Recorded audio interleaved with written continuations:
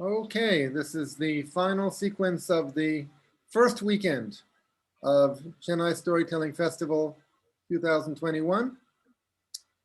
10 storytellings to finish off the day, finish off the set. And the first is by Sharada Ryali. Pardon me if I didn't pronounce it right. You're in Hyderabad, right? Yes, Eric. Good. So please introduce yourself, introduce your story, and tell us a story. Okay. Good evening. I'm Sharada from Hyderabad. I'm a professional teacher, but very recently I have just quit teaching, and now I am pursuing all my passions, which I couldn't all these years, storytelling being one of them.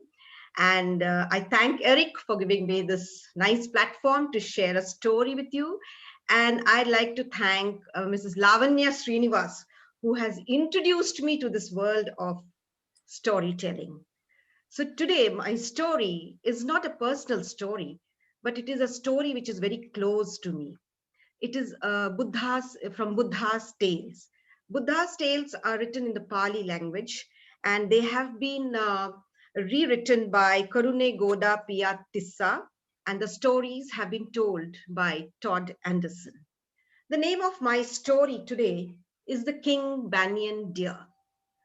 So in the city of Banaras, in the forest there was born a deer. He was big as a colt, but his mother could easily deliver him. Now he was quite different from the rest of the deer. Why? Because he had sparkling eyes. He had a red nose, like the reddest berry in the forest. He had shining hooves like coal, and he had this lovely silver horns and a beautiful golden body, just like the summer fawn. On the other side of the forest was born a buck deer. This buck deer was equally beautiful with a golden body and glistening horns. Now, both these deers grew up and each had a herd of around 500 deer. The first deer was named as the King Banyan deer, and the buck deer was named as the King Branch deer. Now, the city of Benares was ruled by a king who loved to eat venison, and he loved hunting. So he used to go on this hunting spree almost every day. And whichever forest he went for hunting, the villagers of that forest had a tough time, because he used to tell them to stop everything that they were doing and accompany him in the hunt. This meant the villagers had to stop their pottery work, carpentry, agriculture, whatever, and accompany the king. And this cost their livelihood. They were really disturbed. So they all came together once to find a solution to this problem. Someone suggested, why don't we make a deer park? So the other one said, oh, that's wonderful. Let's have some nice trees and good grass growing. Another suggested, why don't we also have some ponds and other water bodies? Yes, it was accepted. All of them put in efforts and made a huge big deer park with trees and luscious grass, green grass. And then they took their sticks, their spears, and dun, dun, dun, dun, dun, dun, dun, dun, dun. They went all around the forest, chased all the deers, and pushed them into the deer park and locked the gates. Then they went to the king and they told him, Your Majesty, we appreciate your love for hunting. And out of love for you, we have created a huge deer park where you can find a lot of deer. Now you can hunt very well. You don't have to come to the forests and you don't need any of us. So the king was very happy. The next day he went to the deer park.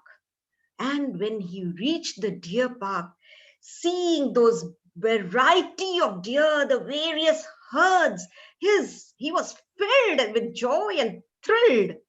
And in that he spotted these two golden deers. He lost his heart to them. What a beauty in this, my kingdom. I can't kill them. And deciding not to kill them, he also passed an order that nobody should ever hunt these deer. They have to be protected. So now the king started his hunting spree every day. Whenever the king would come to the deer park, all the deer used to get anxious, feared, scared, run about helter-skelter, trying to save themselves. In the process, some fell, some got injured, and after a lot of exhaustion, when the king would be finally happy with his hunting, he used to shoot one. So one used to become the victim. This went on for quite some time. This was causing a lot of agony to the deer. So one day, the king banyan deer, he calls the king branch deer and the rest of the herd, and he says, "See, death is inevitable. All of us have to die. But till death visits us, is this the way we should live our lives? With fear, anxiety, pain, suffering. Every time this king comes, we are undergoing so much of anxiety, so much of fear, so much of pain and suffering. And we hardly get any time to come out of this pain when the next day it's time for him to come and the cycle repeats. So let's come up with something. I have a suggestion." And he says, every day, the king wants just one deer. So every day, let us send one deer from my herd, and on another day, the next day, from your herd. So they all agree, and one day from the banyan deer's herd goes a deer, and one from the branch deer. Now this was going on and on and on.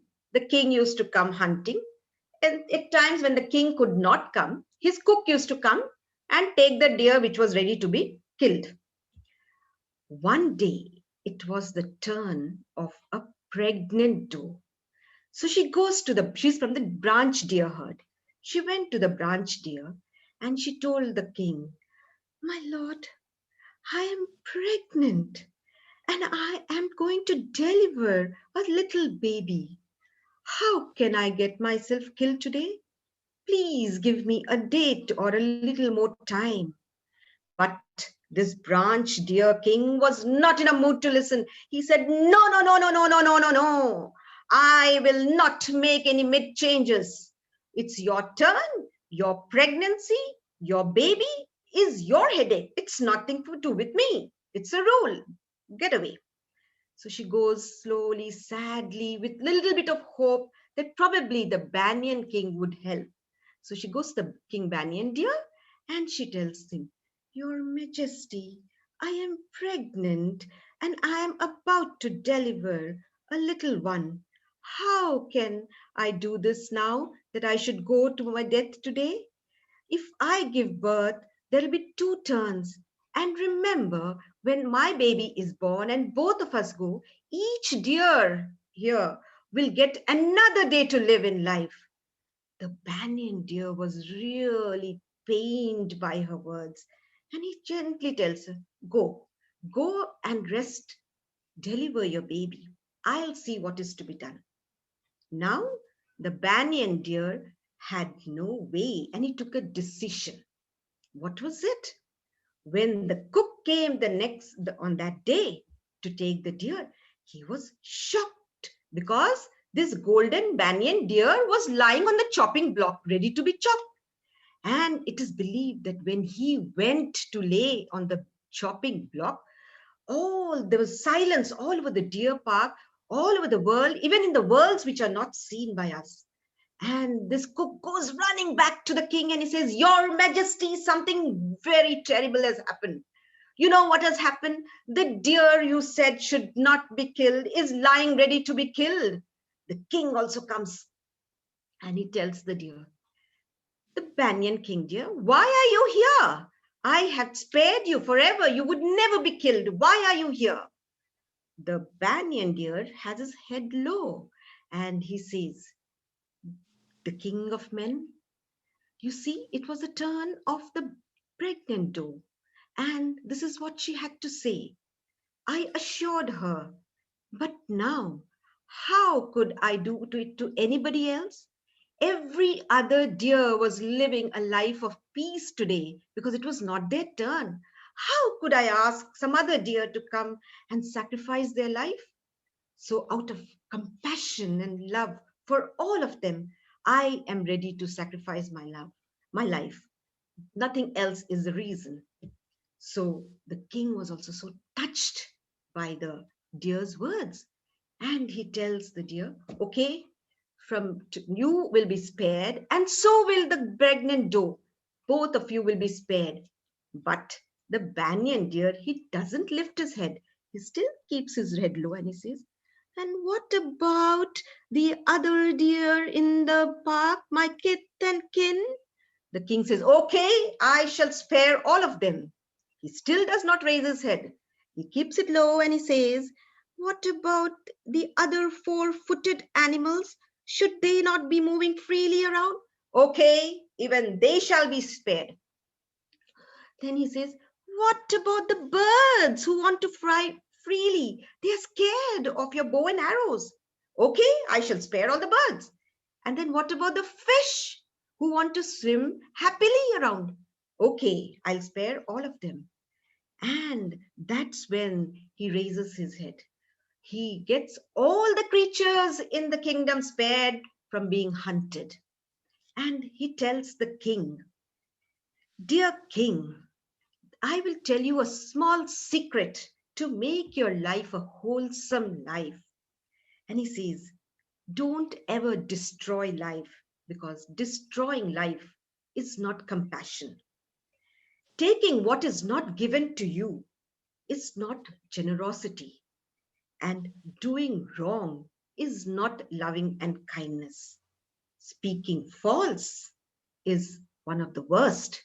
And not doing any of this is the worst that you can do. So please be compassionate, be generous, and don't do wrong, and don't break your promises. You've made a promise, remember. So the king decides, yes, I have made a promise and I'm going to keep it up.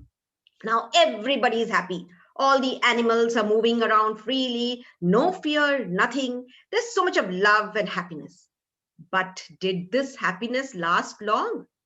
No. Why? Because the villagers were very unhappy. And why were the villagers unhappy? Because now the deer were roaming happily, freely, and they would go into the villages and eat all the vegetables. This had become a problem. So all the people, villagers, they went to the king and they said, Your Majesty, you have granted immunity to the deer. But see what has happened.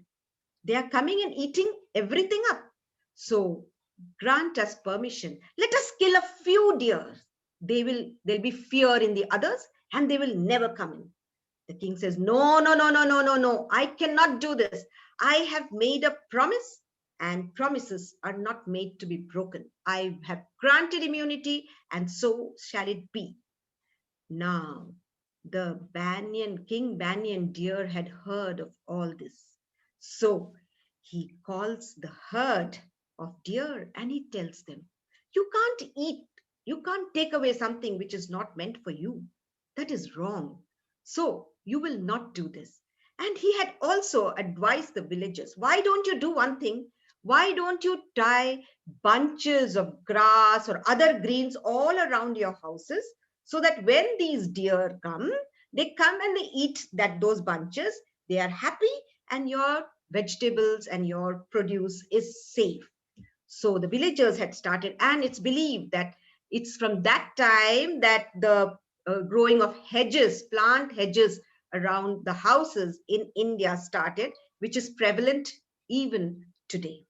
So they were very happy, and the whole kingdom was very happy. The king had started to practice compassion. He was really into it.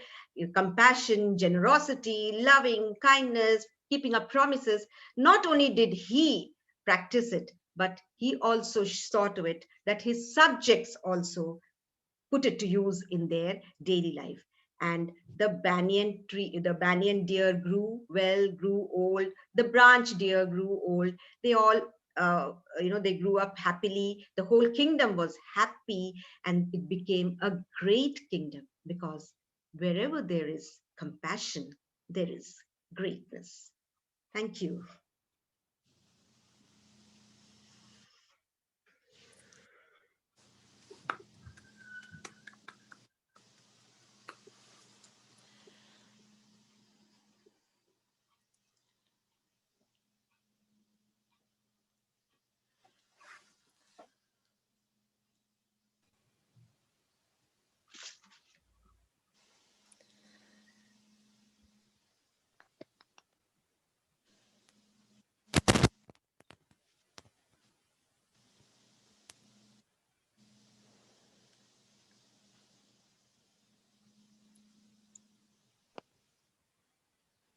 बताऊं क्या?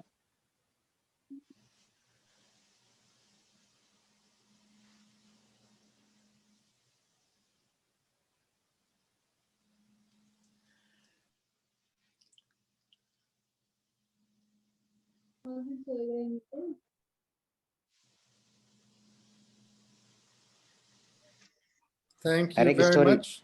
The Yes. story just now finished. Yes, yes, yes. Thank you very much. You look very tired. Yes, yes, I apologize. Would anyone like to say anything? Any thoughts, comments, questions, resonations?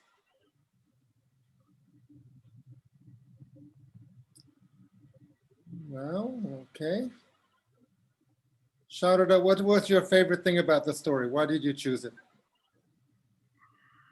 I am basically by nature a person who gives a lot of importance to people, emotions, relationships, lovingness, kindness. This is what I am if I have to describe myself. So, for all that I have gone through in life, I have now found, especially after I've left while teaching also, I used to use a lot of stories, but after I've stopped teaching and I've getting into this world of storytelling and reading, I have realized these Buddha stories are what I connect very deeply with. I somehow find a lot of solace. It gives me a lot of learning. They are like guiding principles, and I feel extremely uh, at peace with myself, especially when I am going through a lot of, turmoil or any sort of aggression in my life. I I just enjoy these stories, and I get lost into a different world with these stories. Though there are so many other stories that I read with deer or with anything, with all the characters that are there in this, yet somehow the inert meaning that is conveyed through these stories, I connect extremely deeply with it. And these are my healing stories. I really use them as my healing stories. So I thought I should share one of these stories, which has really touched me. So for me, it's not just a deer. For me, it was a human perspective there. I could also, while reading it, I could, relate to the pain of the pregnant. I could relate to the responsibility of the king deer. I could relate to the change that had come in the king. So that's what makes this story so very dear to me. And a lot many like this from Buddha's tales. Thank you. Thank you. Sharda, Right. just to add something very quickly. I Okay. love what you have done behind you, the cutouts that thank you you. have kept of the deer and the banyan tree. I think Thank you. it's very interesting because that goes with the story, and you took that effort, extra effort to actually do it. So thank you so Yes. much for that. Thank you. Thank you so much. Thank you.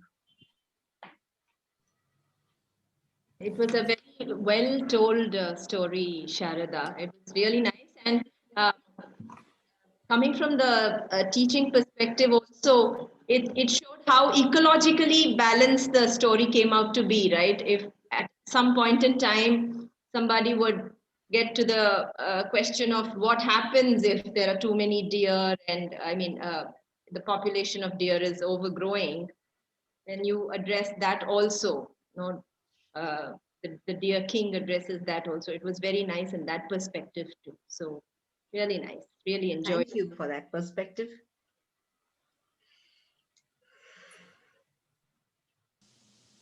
Very good. Sandhya, could I ask you to choose a background that's not moving? I think it's a little distracting to see the water coming up and the leaves and the trees going. Mine? Yes, yes. Okay, I'll change it. It's a beautiful beach scene, but it might be a little distracting to the storyteller or somebody.